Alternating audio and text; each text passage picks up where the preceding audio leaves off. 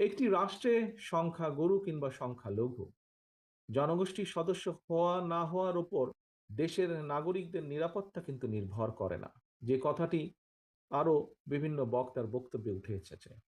আমরা যদি পেছনের দিকে দেখি, দেখব পলাতক স্বৈরাচারের সময়ও কিন্তু বর্বর যে বন্দিশালা, আয়নাঘর, অন্ধকার প্রকোষ্ঠ, বছরের পর বছর সেখানে বিনা বিচারে বন্দি মানুষরাই কিন্তু এর সবচেয়ে বড় উদাহরণ।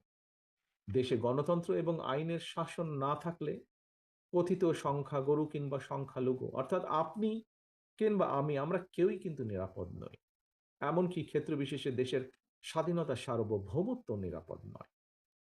রাষ্ট্রে গণতন্ত্র এবং আইনের শাসনে নিশ্চয়তা দিতে পারে নাগরিকদের নিরাপত্তা।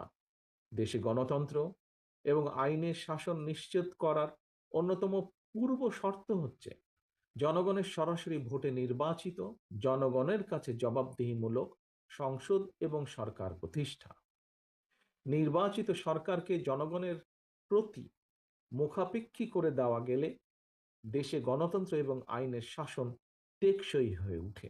গণতান্ত্রিক দেশগুলো যার সবচেয়ে বড় উদাহরণ। সরকারকে জনগণের কাছে মুখাপেক্ষী এবং দায়বদ্ধ না করে উল্টো নাগরিকদের নিরাপত্তার জন্য এক ধর্মের মানুষকে যদি অন্য ধর্মের মানুষের মুখাপেক্ষী করে দেওয়া হয়, এতে বরং রাষ্ট্র এবং সরকারের অসহায়ত্ব ও গণতান্ত্রিক চেহারাই কিন্তু ফুটে ওঠে।